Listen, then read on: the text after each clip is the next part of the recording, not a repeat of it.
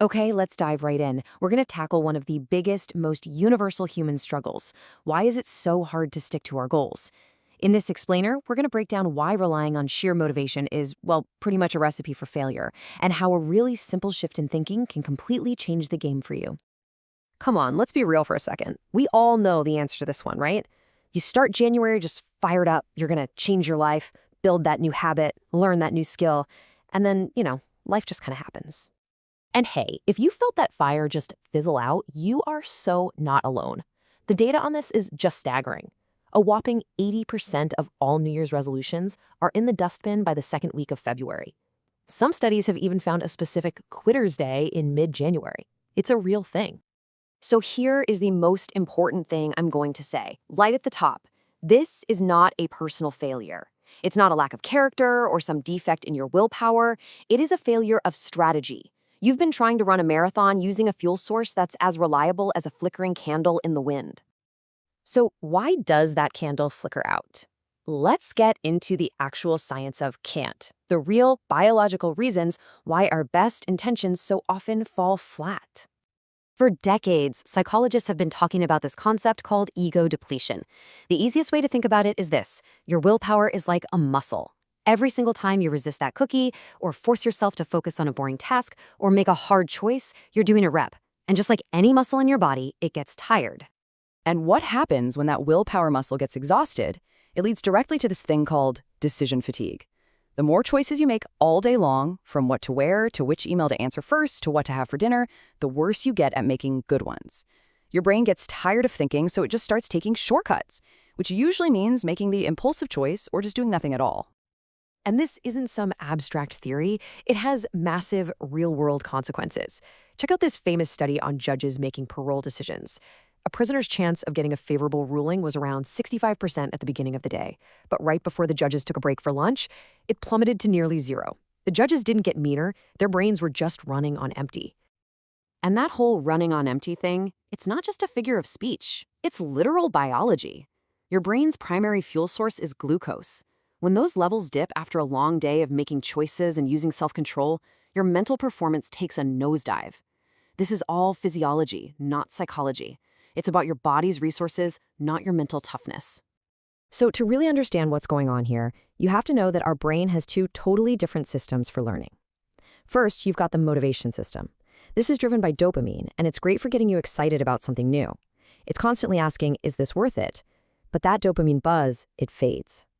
That's when the second system, the habit system, is supposed to kick in. This part of your brain is value-free. It doesn't care about rewards. It only cares about repetition. And that brings us to the hero of our story today.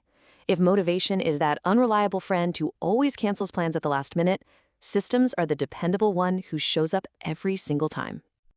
There's this absolutely brilliant framework for understanding this called the Fogg behavior model. It's so simple. It says that for any behavior to actually happen, you need three things to converge at the exact same moment: the motivation to do it, the ability to do it, and a prompt to remind you to do it. Now, this is the part that changes everything. We spend all of our energy trying to pump up our motivation, which is the one variable that is emotional, fickle, and totally out of our control.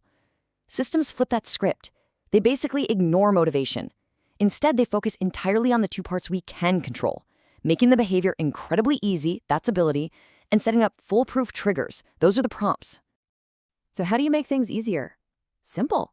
You just systematically remove friction. You attack these 6 areas. You want to go to the gym more often? Don't make it a huge effort. Pick a gym that's on your way home from work. You want to learn an instrument? Don't try to practice for an hour a day. That takes too many brain cycles. Start with just 5 minutes. It's all about making the right choice the easiest, laziest choice available. And this isn't just some self-help theory, I promise. Let's take a look at how this idea is applied in some of the highest stakes professions on the entire planet. Take surgery, for example. When the World Health Organization got hospitals to implement a simple pre-flight style checklist for surgeons, the results were just unbelievable. The mortality rate dropped by nearly half. Major complications went down by more than a third. They didn't ask surgeons to be more motivated to be careful. They just gave them a better system. And you see this pattern everywhere you look. Pilots live and die by their checklists. Top software companies build automated systems to handle the boring stuff. Legendary sports teams have pre-planned protocols to prevent choking under pressure. Organizations like ISRO use precise, repeatable recipes for everything. They all choose reliable systems over risky guesswork. Okay, so this all sounds great for rocket scientists and world-class athletes, but how can you actually apply this to your own life? Let's get super practical. This single most powerful tool you have at your disposal is something called an implementation intention. I know, it's a fancy name, but it's just a simple if-then plan. You pre-decide, right now, what you're going to do in response to a specific situation. If I finish my morning coffee, then I will open my laptop and write for 15 minutes. You are literally writing a little piece of code for your brain. And does it work? Oh my gosh, does it work? We're talking hundreds of studies that show this one simple technique can increase your chances of reaching a goal by 200 to 300%. It is one of the most effective findings in all of psychology. Why? Because you take the need for in-the-moment willpower completely out of the equation. The decision is already made. So you can start building these simple systems right now, tonight. Laying out your workout clothes the night before, that's a system. It reduces friction. Blocking out time on your calendar for your most important task, that's a system. It fights decision fatigue. Every single one of these is just a small act of designing your environment for automatic success. Ultimately, it all comes down to this. Relying on willpower is like trying to swim upstream. You're fighting your own biology. Relying on a system is like hopping in a canoe and letting the current take you. You're leveraging it. So stop trying to win that exhausting uphill battle. Instead, just ask yourself, what's one small system I can build today that makes my desired behavior the easiest possible choice? Because when you do that, you stop fighting your biology and you finally start winning.